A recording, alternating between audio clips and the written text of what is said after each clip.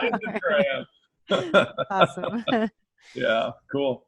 Very So what brought you, and then basically you seem like a world traveler to me. So it probably didn't start at Minnesota and then end in Hawaii. It's probably like you've been everywhere, haven't you? yeah, it's definitely been a powerful journey, for myself. I basically left Minnesota after I graduated from high school, kind of had enough of the outside pressures of society and, the constant like machine, telling you which direction to go, what you should be doing, parental Right. influence.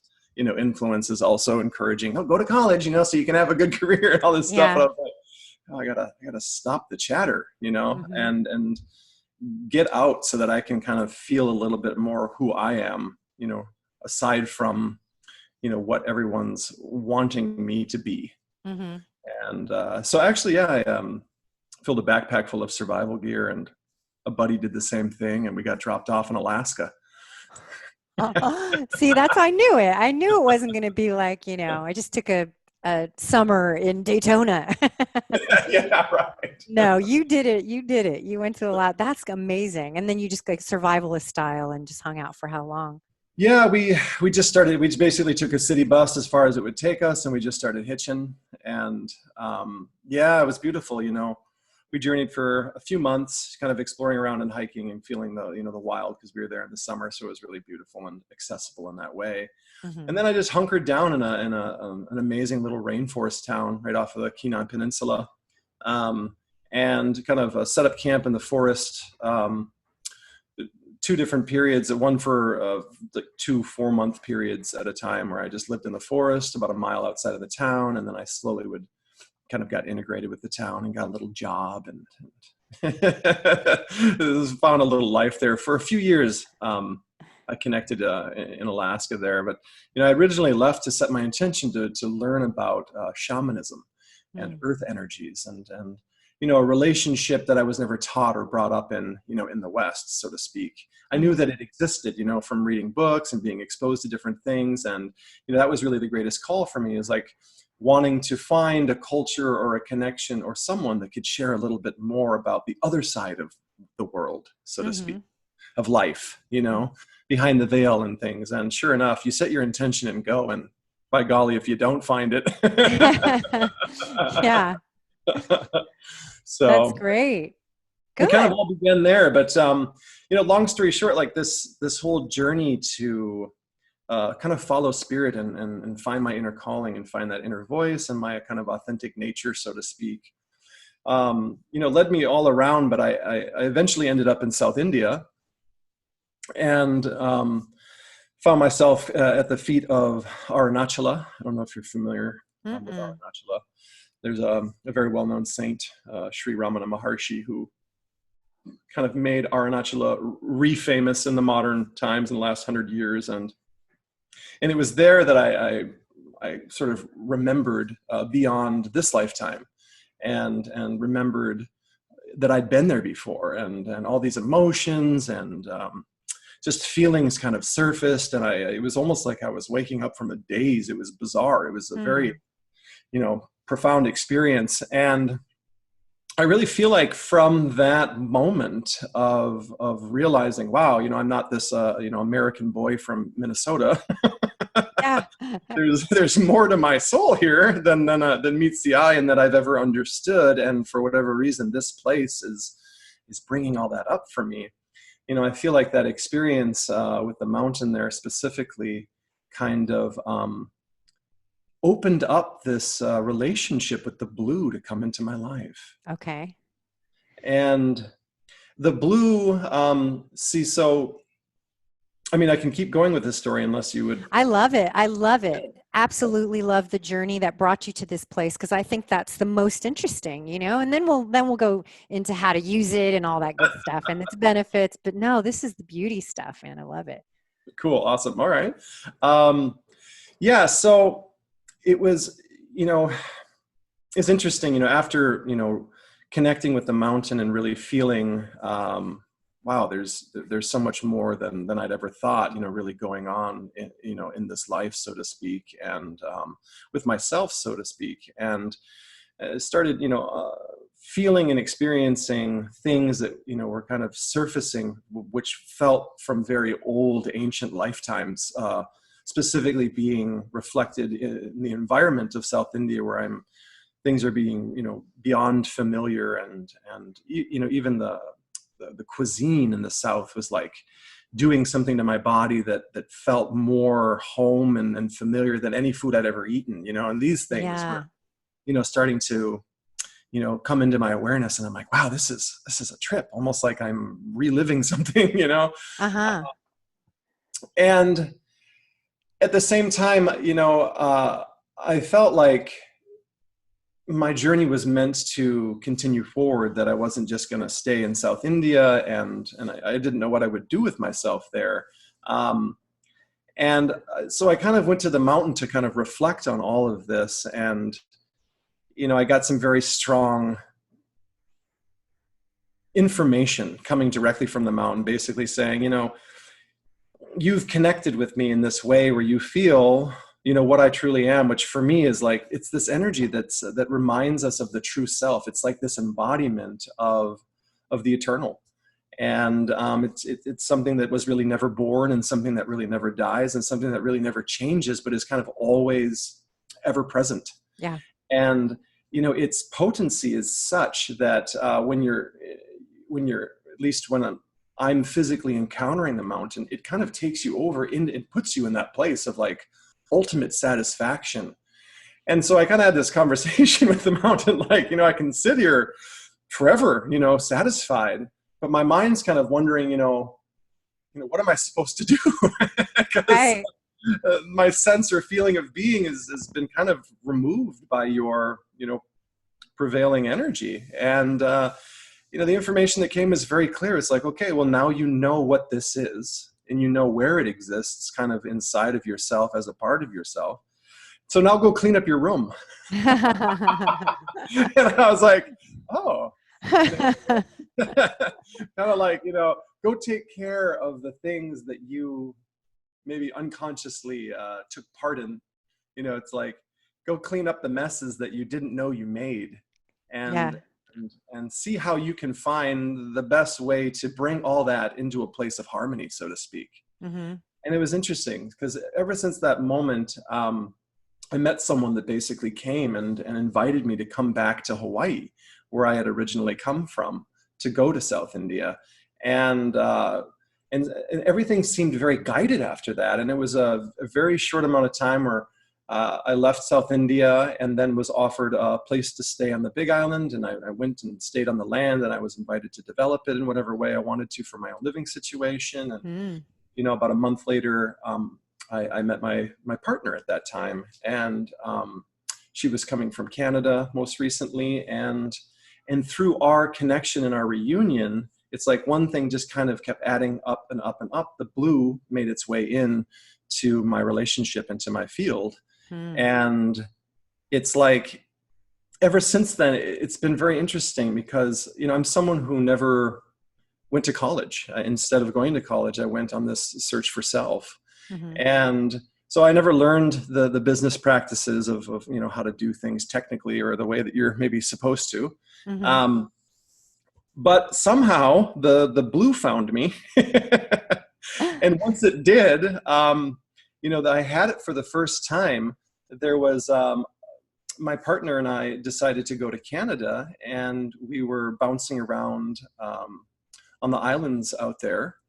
And we ran into one of her friends that was working for an algae company and had different sort of medicinal extracts from different plants and such, and had this extraction that wasn't available on the market yet. It was more of a kind of a scientific little experiment that was going on, where they were playing, you know, with the first extractions, at least that I was aware of blue, or what's called phycocyanin. Phycocyanin. Okay. Yeah.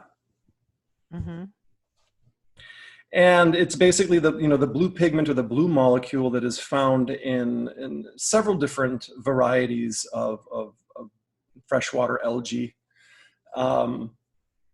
And so, you know, her friend basically pulled it out and said, check this stuff out, you know, and we mixed it in a glass of water and drank it. And I've been very kind of psychically sensitive my whole life. It started out more on the empathic, clairsentient, where I feel energies, Hmm. and that since then continued to evolve into a higher and higher sensitivity of being able to perceive and receive information. But it was like the first moment that we consumed the blue, it was like an enhancement of being. I Hmm. immediately felt, all these different areas of my body kind of open up that I didn't realize were even closed. Yeah. And a new wave of sensitivity kind of come through. And I noticed immediately that before I would fall asleep, I started seeing very vividly images and colors and things kind of moving around in, that space before, you really drop into sleep, that Uh-huh. restful state. And I was like, wow, something's really happening. And it was that kind of point on that I realized that whatever this is, I'm really being drawn into it. That for some reason, it's this kind of combination of source and spirit and physical life all coming together to kind of show me something greater than once again than I knew that I was. Hmm. So I was like, wow, I want to see what this is. Yeah. And yeah, so I mean, a little bit longer story short, I kind of, I searched the worldwide to see what was going on with the developments of this extraction, and I ended up finding a company in South India, once again, where I just come from, Uh-huh. that was doing it, and I reached out to them and connected with them in a way, and found that it wasn't, it wasn't available anywhere. It wasn't on the market, specifically in the United States. It hadn't really been released, and there hadn't been information exposed around it. And even at that time, um, yeah, there'd been no category that had been determined by the by USA basically to even import it, and so Hmm. it was like I was like, wow, so this is, I was kind of coming into it at a very beginning stage, realizing that there's a huge opportunity for the world to experience whatever this is. Hmm. Yeah, and you might be just the person to introduce everybody, right? All of a sudden it's like I'm doing my thing. I'm doing my passion that the mountain was saying, like, now go do the work, right? Yeah, Very yeah, cool. yeah, yeah, exactly. That's really how I kind of interpreted it, because it started then coming effortlessly to me, Hmm. and that was about 10 years ago. Oh, really? Wow. Yeah. Okay. So there was, there's been a journey. There's been a journey with this product, and basically, what I would like to share is that when I originally found this company in South India, they were making an extract that was very high in a nutraceutical content, meaning that the way that it was being extracted, which is actually through a high pressure water extraction process, where it's like almost we kind of juice the spirulina Hmm. using water to blast it apart, Hmm. and it naturally breaks apart the cellular structure, and then the chlorophyll and the phycocyanin separate, and it's basically the green molecule and the blue molecule, Hmm. and it's pretty much that simple. Oh, Um, really? And that's why it stays blue and not like chlorophyll would or yeah, yeah, like other spirulinas would. yeah, exactly. It's a very clean kind of break that takes place, and then depending on what the desired goal is, because you know it's being explored in many different fields. I mean, from energy to cosmetics, to natural food coloring, as Hmm. well as more of the wellness or medicinal approach, right? Hmm. And so it's like there's almost any category in life you could look with this perspective of this particular molecule and say, okay, what can we do with it here? Hmm. And so what I discovered was that the world was basically interested in its blue color, because basically up until the extraction of phycocyanin, uh, blue remains to be the rarest element in nature. Hmm. When you look at different flowers, even if they Yeah. seem blue, it actually falls into the violet spectrum. Especially this blue. I mean, this blue is, what would you describe this blue, this color of blue? You know, when you open it fresh, right out of the package, because it is photosensitive, right? So we need to keep it covered from light. Mm-hmm. It reminds me of kind of like a clear blue sky, you know? And Mm-hmm. then, you know, if you go and mix it in water, it kind of takes on that aqua, turquoisey kind of feeling. Yeah, like Caribbean style water, right? Yeah, that just like the perfect water that is like that most inviting with the white sand, you know, underneath, just like, please come and dive right in, right? Exactly. Exactly. So, And let's back up one step because I want to talk to the people who and my listeners who've never even heard of okay. spirulina. What is it? Okay, so spirulina is basically a freshwater algae, or it's a bacteria. And technically, from what I understand, my own personal research, is it appeared, you know, on the planet a very long Frozen. time, like over 40 million years or something like that, right? Mm-hmm. And is basically noted for contributing to creating the Earth's oxygen atmosphere. Hmm. So spirulina, as well as other bacterias, were on the planet before all these other life forms were, because there was no oxygen yet.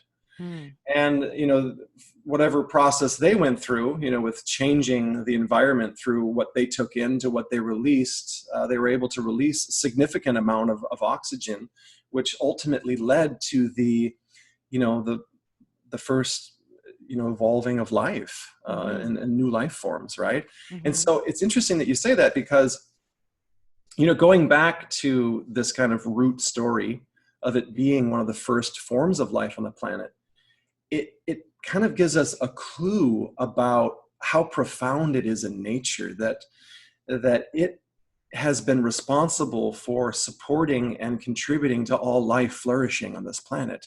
So there's something kind of mysterious in that aspect. Mm-hmm. And so spirulina itself, you know, has been discovered, I don't know, you know, I think it came to light maybe around 60 years ago, and it was discovered in freshwater pools that had some alkalinity in nature. Some of it was discovered, I think, in Africa, where it likes a little bit of a higher alkalinity, and it likes to be in a very warm climate, you know, Mm-hmm. so that it can continue to flourish. Um, there's, Would you say it would be in the category of a probiotic? Is it um, alive? it's definitely alive. I would probiotic. I'm not, you know, clear on the exact definition of what a probiotic would be. Mm-hmm. I would say that you know, it's a living microbe. It's a Yeah, like you a know. strain of bacteria or strain or Yep. microbe or something of that nature. I think that Yes. does sound like it to me. Yeah. You know? Yeah. Okay. And you know, and what's amazing is that what it contains is, you know, I heard stories of them finding men in Japan who were living off of just spirulina and water for like over 20 years. Whoa. And, you know, it was What? like, Okay, were they like super people or were they just like barely alive? I think that they were, you know, I mean, you could kind of see the more thin, frail in nature, maybe, Right. But they but were they alive. were still sustaining, you know, on that level of simplicity. Mm. And I Wow. think that, you know, is obviously ultimately what caught the attention of, you know, of the general public, is that there's something here, you know, that is profoundly nutritious and is fairly easy to cultivate, Mm. you know, in comparison to potentially other crops, because it doesn't really require much other than, you know, warm conditions and fresh water. Oh, And fresh water. So this isn't acquired from the sea then, or is this the one that you make here? yeah, correct. No, yeah, spirulina itself is actually a freshwater algae. What?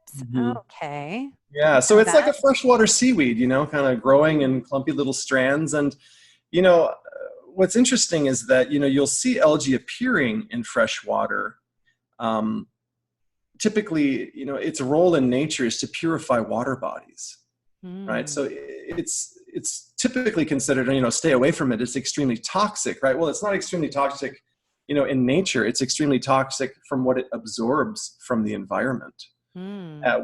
Which is all sorts of things, from heavy metals to radiation, to chemicals from fertilizers, from Wow. farming industry and such, Mm-hmm. right? And so in this way, it's like if you see algae growing in the lakes, keep your dogs out of it, and so on and so forth, because it can be very toxic. But Mm. the cool thing about spirulina, or this type of bacteria, algae appearing, is that it really does.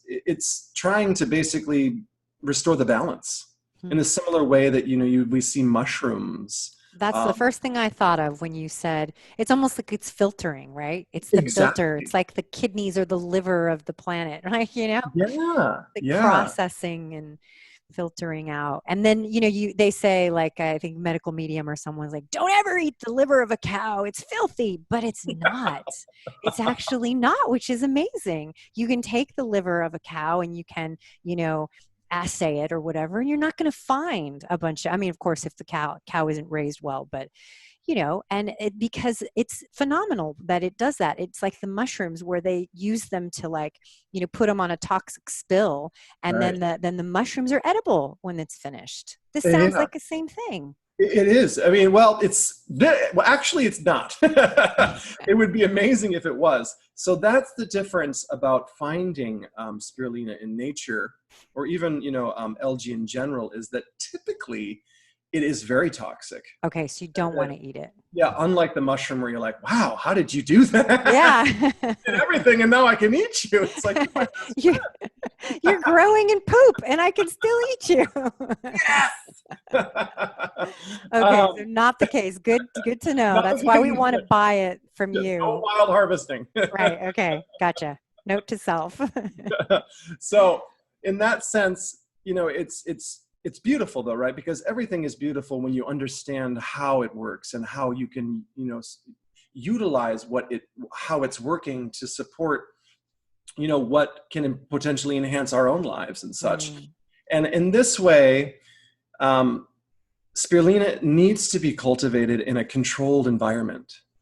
Controlled in the sense where we're making sure that it's not being exposed to any sort of environmental toxins, Because because it will try to clean it. it's like a sponge. It'll just say thanks, and that's what is so Cool. profound, that aside from the amazing nutrients that these old Japanese men had discovered, hey, I can just live on this stuff because it pretty much has everything that I need. Mm. It has this amazing purification quality, where if it's grown pure, and then you put it inside of your water body and it goes to work. It Ooh. starts absorbing, right, every environmental, toxin and heavy metal, you name it. There's no off limits for what it absorbs, and it's Wow. able to pull out of you then, as well as now delivering something that is extremely nutritious with a profile of over 20 different amino acids, as tons of micronutrients. You name it. It's some aspect is in spirulina as far as Super, nutrition. super food, super duper food. It is a super duper food. Yeah. So I have a question that's funny that you said this. How and why would it make me have dreams? Because I took it, I've only had it twice. And you're right. I'm telling you, when I open the package itself and touch it, even though it's in this fancy photo protective bag, I can feel it. I can feel it.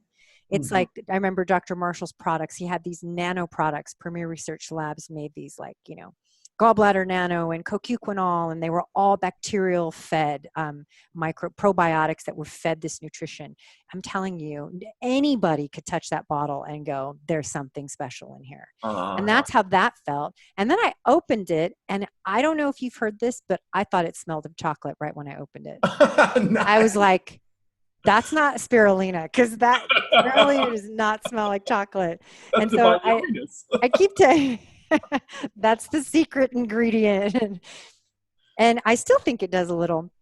So then I had it, and I felt great. I wasn't like, oh, but I definitely was like, hey, okay, this is cool. I'm digging this. And then that night, and I didn't put this together till you just said it, I Oh, had the craziest dreams, so vivid, so specific. They were almost lucid, almost. uh, Why? well, now I'm going to speak from more of my, psychic sensitivity nature, Please do. exploring from my own path and the different experiences that I've come to discover.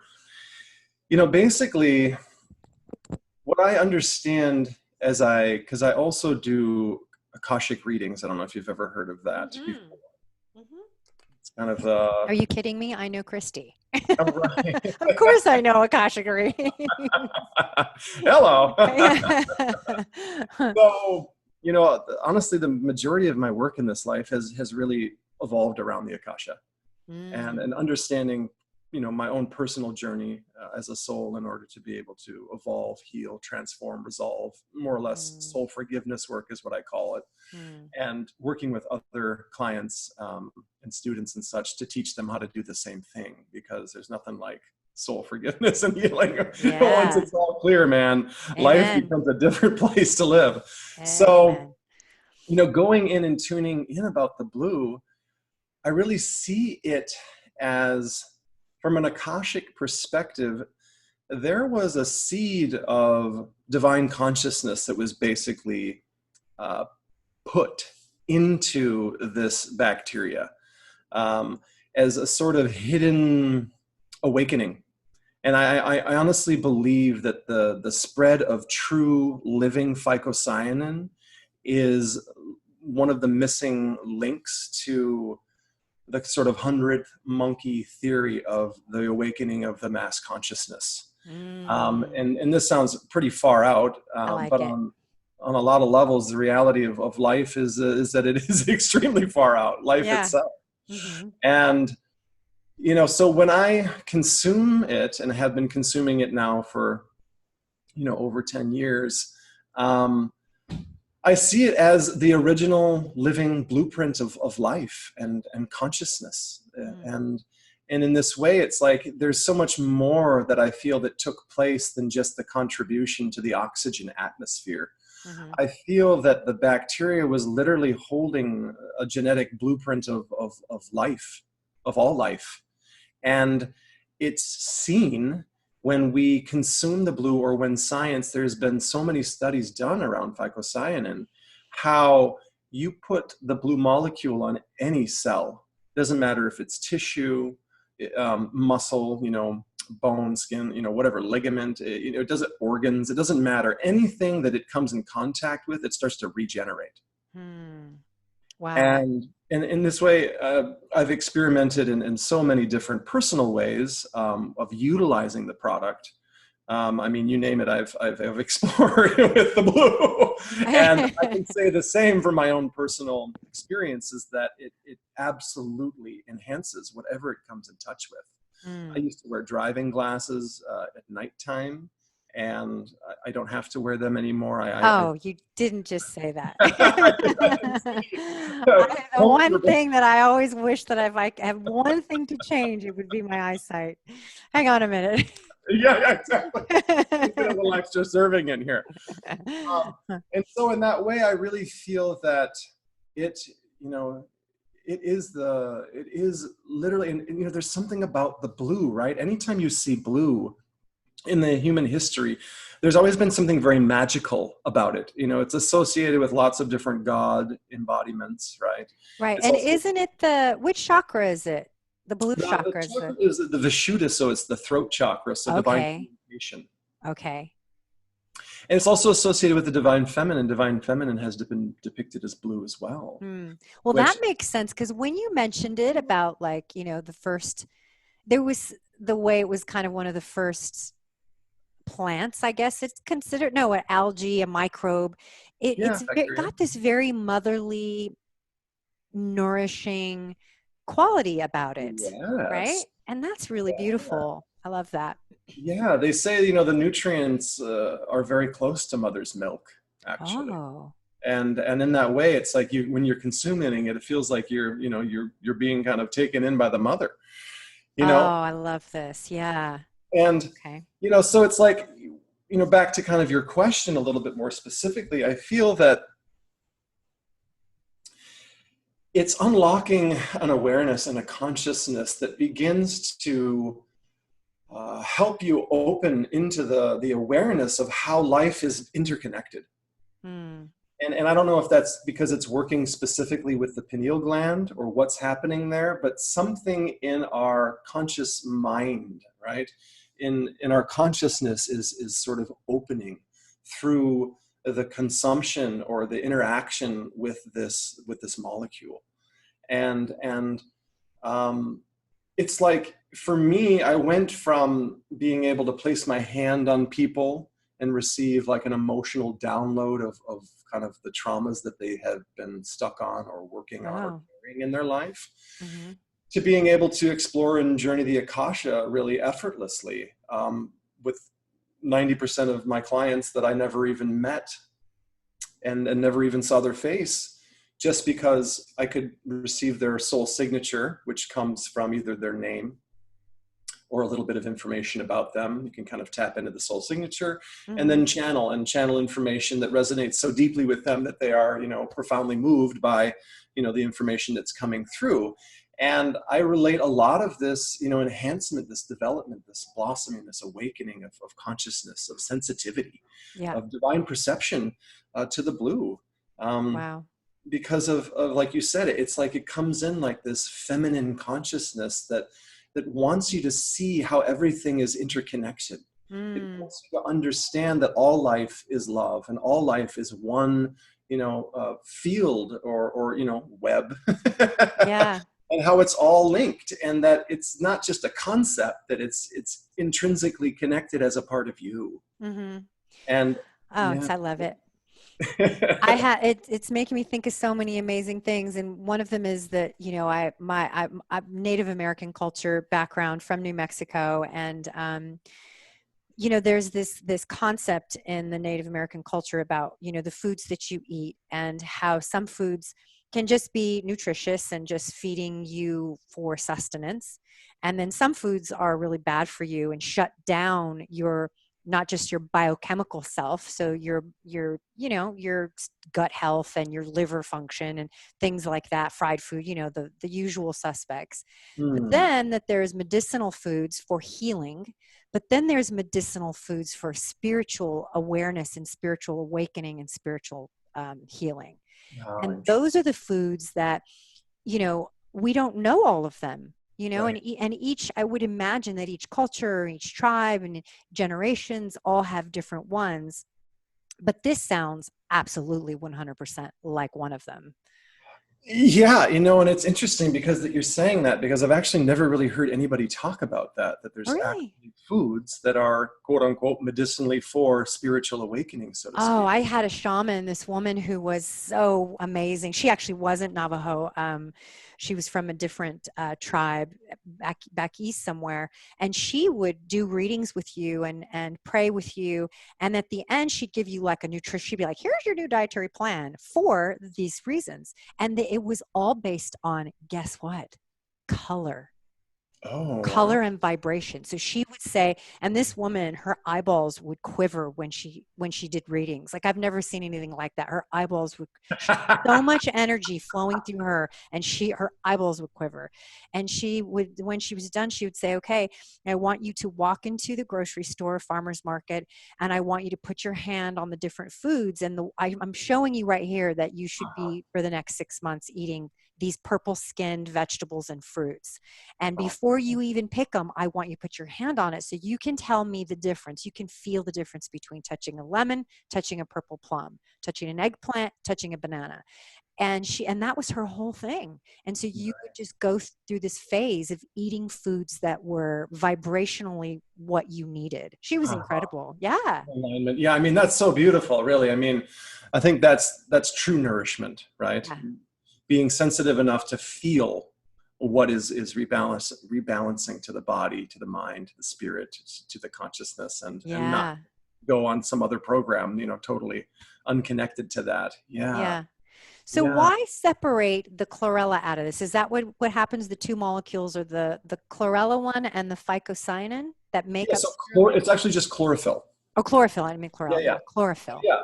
So chlorophyll, and yeah, that's a great question, because everybody's like, well, why separate it? And the only reason that we separate it is because for one, you have to consume, it's like kind of like a 10-to-1 ratio, Ah, the you concentrated. know? Yeah, exactly. It's like 10, and all spirulina is different. Not all spirulina is cultivated in a way where they can yield maximum phycocyanin, right? It's kind of Okay. similar to, the cultivation of cannabis, Okay. where certain cannabinoids as well as THC, the different components of the herb itself, depending on how you grow it and the conditions that you grow it in, you yield different quantities of such, right? Got it. A higher yield of that, and so on and so forth. And so it's actually, a very specialized process to be able to just sort of maximum yield, so to speak, the phycocyanin content in the spirulina. And Okay. so, you may be getting spirulina often that is from China, which, by the way, I don't recommend it, because the waterways in China are not regulated. They're not Right. safe. They can easily pass something off as being this or that or that or this, but what's the reality? We Yeah. don't know. Yeah. Now, doesn't mean that there aren't some pure sources coming out of China. I have found some good spirulina coming out of Hainan Islands and such. But, you have to really be careful when it comes to algae, because of its, natural Spongy. role of, yeah, exactly, absorbing toxins. And so purity is kind of number one importance. You want to make sure that it's not just, being sold, and people will sell anything these days. Yeah. They slap a label on it and send Sure. it, and who knows who's really in ownership behind. The liability is gone because it's from a third world country, and then who knows what the Exactly. result is exactly. But yeah, if you can find high concentration of phycocyanin, then you could probably get like a 5-to-1 ratio, of you're eating, spirulina, and you're getting the chlorophyll, 5 grams of spirulina equals 1 gram of phycocyanin, so to speak. And now the thing is that a lot of people actually have developed a sensitivity to chlorophyll, specifically algae-based chlorophylls. That it has the sensitivity in their intestinal tract to being able to digest it and break it down themselves. Now, so I recommend, if you are sensitive to chlorophyll, there's thousands, right, of sources of chlorophyll on the planet. Yeah. From kale to Anything moringa, green. Yeah. yeah, leafy greens. I mean, it's Yeah. everywhere, right? Yeah. And so in that way, it's like, find the one that works best for you. But for whatever reason, the spirulina, it's almost like the chlorophyll is kind of like the husk of the seed, and the seed, or the medicinal essence. It's the man. Yeah, is the blue inside of it. And so the reason that we extract it is basically to get to that essence. Yeah. And be able to consume much more larger amounts of it, where we're then able to see a much different result than if you just ate it. Now, also, what happens in the extraction process is it's very similar to like honey with the bees, how they're kind of, they're pre-digesting, the nectar from the flowers, and making it so much more, assimilatable. You can assimilate it.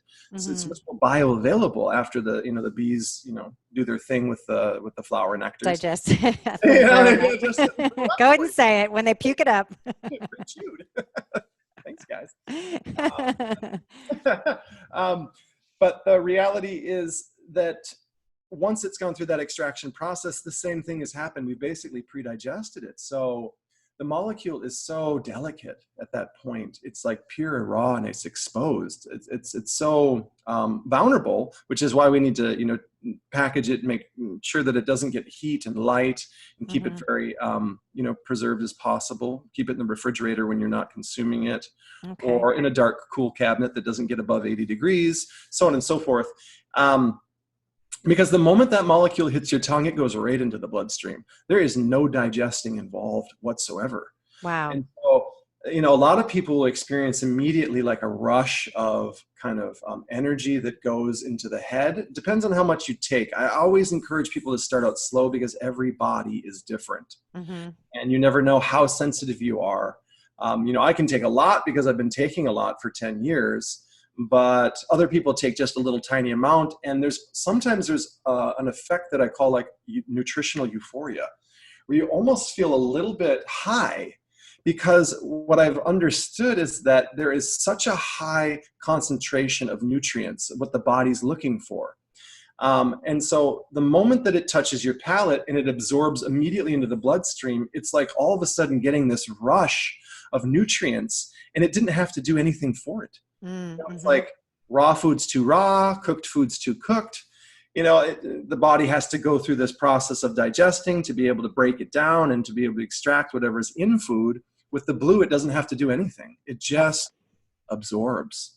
And so in that way, it's also an amazing process or product to consume because it's been broken down through a water extraction process and just delivered to you in the most delicate, vulnerable way. You just place it on the palate and just boom, like a rush of frequency moves through the That's amazing. And one of the things I love about that is that, I've been working with fermented foods for so long, and I've been working with children who are in the spectrum and who have cerebral palsy and who are not able to digest. And also because I'm Healthy Gut Girl, that's who comes to me, are people with digestive issues. So I'm always looking for foods that are already, I say, pre-digested, which are fermented foods.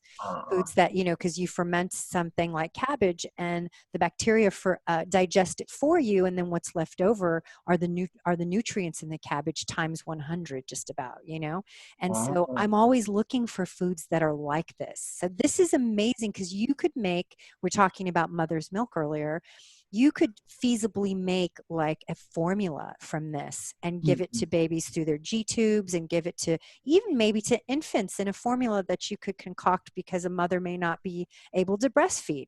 What do you think of that? I think absolutely. I mean, always the general disclaimer is, consult your health physician, if you're nursing or pregnant. Mm-hmm. However, for my own personal testimony, I gave it to my daughter as one of her first foods.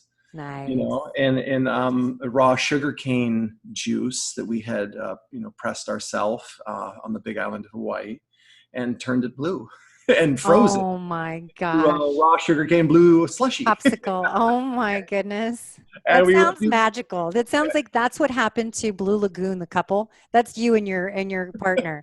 The Blue Lagoon couple grew up and started making like blue popsicles for their baby, and they raised their baby on blue popsicles. Conscious Magic. blue popsicle.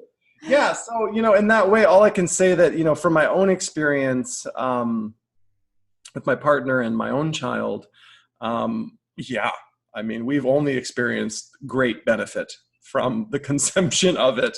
Yeah. And increased energy, increased mental clarity is kind of the first things that come. Just your ability to focus better, remember better, your memory, it improves. And then also with that whole awareness, also like I was sharing, the vision, my vision personally, got better.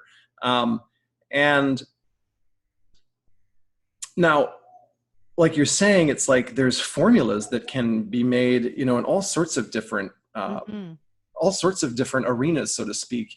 My business partner that I work with is he is the head scientist and the founder of our spirulina cultivation. So I'm working directly with our spirulina is our spirulina. I'm not sourcing it from somewhere else. I'm working directly with the original cultivation of it. That's great to know. This is our process. Mm-hmm. And we're in the process of bringing our production facility from India to the United States, specifically here in Hawaii, so that we can have a fully self-sustainable spirulina cultivation as well as food extraction all here, and have its own special energy as well in contributing to what it already is. But in this sense, the formulas that can be made are kind of off the charts. It does different things when you do different things with it. So, when it's placed like within water, like I said, it goes, the moment it touches the palate, it immediately goes into the bloodstream. But now let's say you mix it with an almond milk, or you mix it with coconut yogurt, or a fat or a cholesterol, right? Now the cholesterol binds with it and will take it into your digestive organs. And so if you want to deliver a nice healthy dose, to your gut, you can just mix it in your yogurt, and eat it that way. And it's a totally different experience. It's not as high and uplifting that you experience if it's just in the water and hits the palate and goes right up into the brain. And as far as I understand it, it passes the blood-brain barrier. This isn't necessarily science that I've read, but this is what I experience.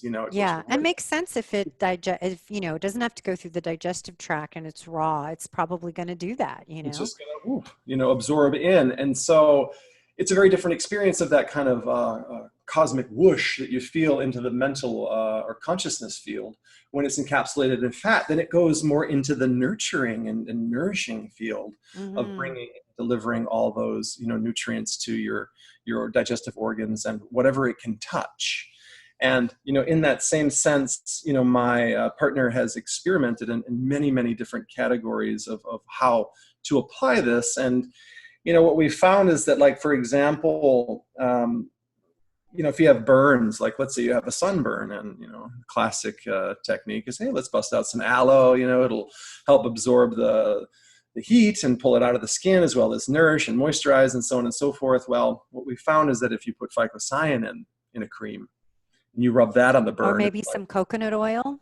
Yeah, you can put the blue in the coconut oil. It's like 10 times more effective than the aloe, and same with like turmeric, for example. It's anti-inflammation properties. Now you swap out phycocyanin for turmeric, and the anti-inflammation properties like multiply significantly. Really? So, okay, 2 questions. Have you ever fermented it? What I've done is something that I call blooming. Because it's very fragile in nature, meaning if you mix it in water, like just plain water, and you let it sit out for an hour, you will notice it will slowly start to smell a little bit like a wet dog. Meaning and it'll also darken in color, like the top of your cupboard or something that's behind you, the blue. That speaker? Yes, it's a speaker. Okay. It will become dark like that, right? A dark royal blue, which from my experience of being around living phycocyanin, that is a sign that it's oxidating, right? Okay, that it's exposed to oxygen, and that the molecule itself is dying. And you'll notice if you take living blue, which you have, and put a scoop on the counter and leave it there, it'll change from that nice light kind of aqua sky blue, it'll darken to the royal blue. Okay. Just from oxidation, which now a lot of people might want that if they're focusing just on natural food coloring. They just want to turn something blue. They don't care if it has medicinal living, consciousness properties. But for anybody that's trying to preserve that living molecule, obviously that's not ideal. Right.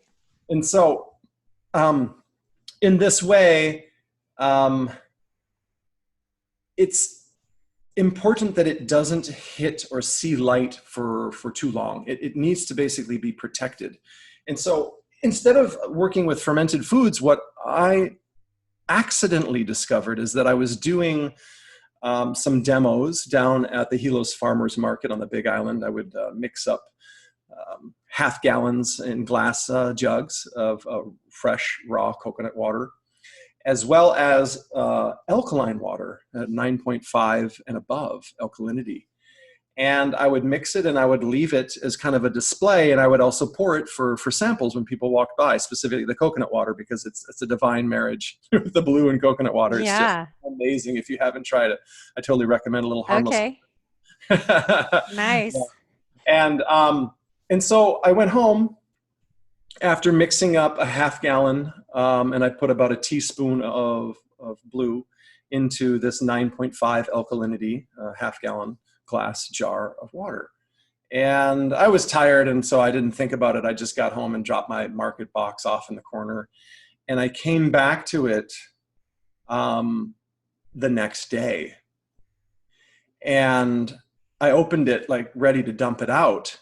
knowing how that kind of, like I shared, that wet dog smell is when Yeah. it Oxidizes. exactly oxidizes and seems like the enzymes have died. I opened it up and smelled it, and it had no scent at all. And I was like, whoa, what? And I realized that it grows naturally. They were finding it in Africa in alkaline pools. And for whatever reason, when the molecule hits the alkalinity again, it like reminds it of where it grew up. Right. And I experienced like a sprouting, blooming, blossoming sort of sensation where not only did the molecule not degrade, it seemed to have enhanced, because I took one sip of it thinking, okay, it doesn't smell weird, I'm going to try this and see what's going on. Sure. I took one sip and felt a tingling sensation from the top of my head to the bottom of my toes that lasted for about 15 minutes. What? Just from a single sip of water, like maybe 2 hours. That's so cool. And I was like, what is this? Hmm. And so I call it blooming, or sprouting the molecule. It's like, bringing it back to the optimal environment. And I noticed that it also likes to be in a warm condition. So if you're going to bloom it, I recommend blooming it at about 80 degrees in about 9.5 alkaline water, but wrap it in a bag so that the light doesn't affect it. So now you've got me thinking, because well, the only problem is that if I were to make coconut kefir, right, from fresh coconut water, Mm-hmm. and then at the very last minute, in fact, even in the dark, put it in the cupboard and cover it, put your hands under like a blanket or something, and then add a little bit of the powder into the coconut water with a starter in there,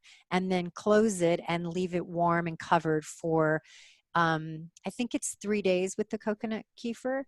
And then, but that might get acidic because it's lacto fermentation, and I believe it would go acidic, which would probably damage it, I bet. But just thinking of a way to do like a fizzy probiotic blue. Yeah, exactly. I mean, what I've done in the past is I've cultivated my own cultures. It's sort of like a water kefir grain, but it's something that I discovered on my own. And it basically eats the sugars out of anything. And so I took this culture and I put it in raw, young, fresh coconut water, and let it sit for. It only took 3 days, and then you have sparkling, coconut water, like basically coconut water kefir. My recommendation, because it is such a sensitive, raw enzyme, is to. I mean, it's beautiful. Add it after. I have had friends though brew bottles of gin, in Northern California, in a dark closet, and it's brilliant. I mean, it's beautiful. Ooh, you buy it, yeah. and it did work, and I think it was, I don't remember how many days, but I know that they actually brewed it. Maybe they did a double brew where they brewed it the first time, and then they added a little bit more honey and put the blue in there the second time and left it for another 5 days or something like that. Okay, fine. And so, but yeah, I mean, it will, acidity is not a problem so much. It loves vitamin C.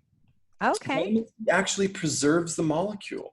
So it'll last up to 3 to 4 times longer, up to 3 to 4 hours in a bottle of water with lemon or high vitamin C content. Okay. It changes its color, but it seems to preserve the molecule much longer than if it was just water. You only get about an hour. Well, so, go ahead. I would try it. Okay. Yeah. Well, okay. My other question is, have you ever done a blue enema? Ah! Yes, I have. Yay! I do enemas with everything, so that's why I asked. That's because I've done them with chlorophyll. And how was it? I mean, it's unbelievable. Okay, good. However, I paired it with marine plasma, which is an isotonic solution, which is basically, it perfectly matches your cells. It's also like, plasma is a replacement for your blood, right? So if, let's say, you lost a lot of blood, you can bring in young coconut water is considered as well, right? So it's a similar, the fluid as such, like where this liquid in general, this marine plasma, enhances and rehydrates your cells. Even Okay. if you just drink a sip of it, you'll feel your whole body relax, not Mm. realizing that your cells are actually stressed from the dehydration process of aging. Yeah. When you Oof. consume, it's like when you replenish that plasma, it's like your inner ocean, which we don't really eat any foods that replenish that, except for maybe swimming in the ocean. You Mm-hmm. replenish it a little bit, which is why you feel so exceptionally good, right? So I Mm-hmm. combined the blue with that, and I'd have to say it's probably one of the most profound experiences I've ever had. Oh, nice. I'm glad I asked. That's awesome. I think it's amazing for, especially for people who maybe not aren't well. And I mean, for anybody, but for people who have like immune compromised or they're having really major gut stuff and things can't go down the tummy and, they need dense nutrition. I think it's Mhm. amazing concept. Really, really cool. Absolutely. I've been thinking about exploring myself of taking that whole blooming process with the alkaline water Hmm. because you don't need much. It's like, it's a very valuable molecule. A small amount, goes a long way, and it's also, very concentrated in its nutrients and such.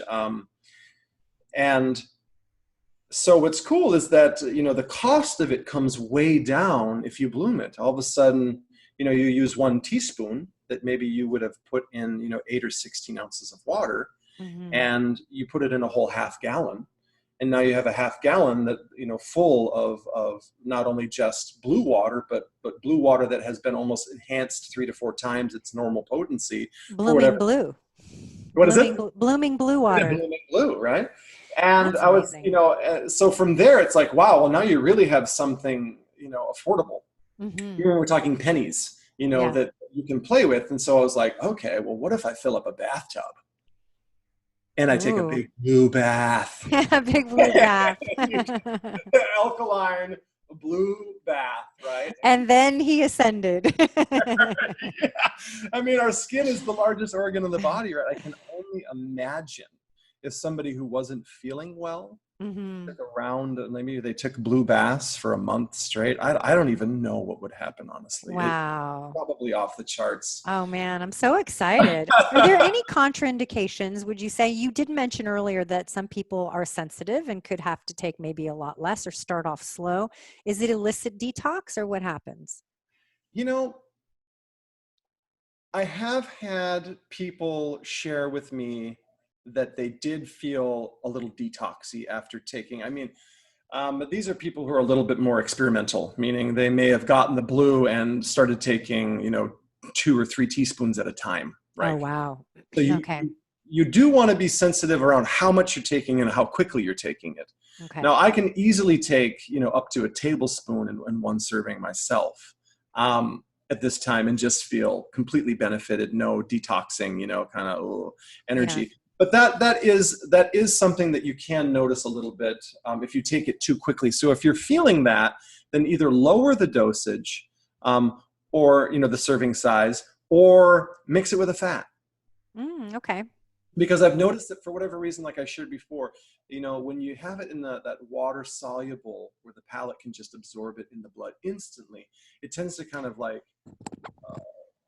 blast open. I mean, there's like a blooming and a rising up into the mind consciousness, and it affects the brain much more. Mm, Where when it's encapsulated in that fat, it seems to relate more to the body, okay. body mind. And so I have had a few people who were immune compromised and had been from like Lyme's disease, Okay. and where they tried so many different things. And if I give them a quarter of a teaspoon of blue, which is actually my recommended starting serving, Hmm. they'll feel almost knocked out from how powerful it is. They're so Yeah. sensitive.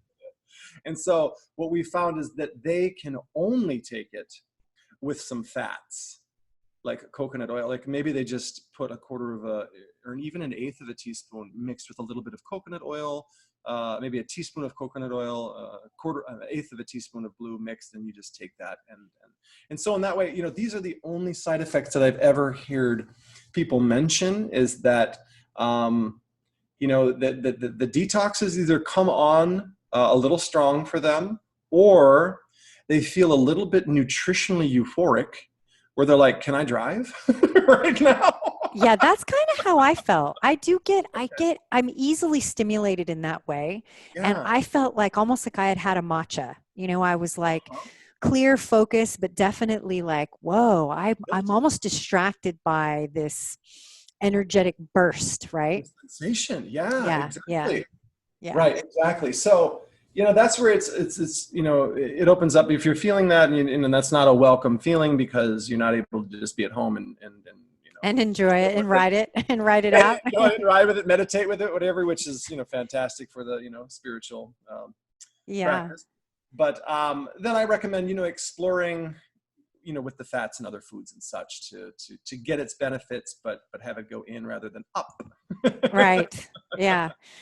Well, cool. I love it. So tell me so how can everyone get their hands on it? I'm going to put it all in the show notes, but just so people can hear you in case they're driving and they can't look at the show notes and they Oh want to yeah, buy it. sure.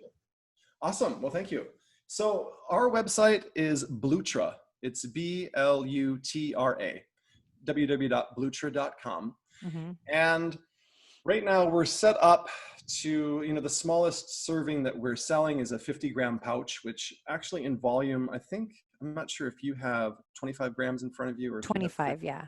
25. Even 25, you can tell, right, there's a lot of servings in there. Yeah. Yeah. I mean, it's going to go a long ways because for everyone, people think, oh, 25 grams, that's not very much, or 50 grams, that's like a typical bottle that you find at the store. It's like, well, the volume for some reason, the living raw phycocyanin is so fluffy. It's very fluffy. You can feel that when you touch When you touch the pack, that it's a lot more than people would realize if you're only, calculating its weight. Mm-hmm. So the smallest serving that we sell online right now is 50 grams, and it goes for 170, which is about a 3 to 4 month plus serving. It's kind of a family size, so to Mm-hmm. speak, right?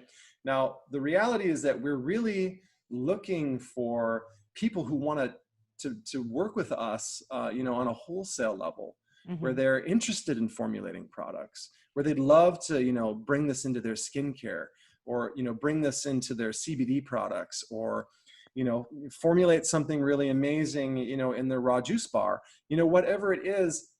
This product is exceptional in the sense that it is a living phycocyanin, where there are people that are familiar with blue spirulina, but unfortunately what's happened is that it's hit the market as a natural food coloring, Mm. and it's gotten the same rap as living phycocyanin, which is a whole nother thing. It's not a dead blue pigment, it's a living molecule, full, specially grown and cultivated to maximize its wellness potential, so to speak, right?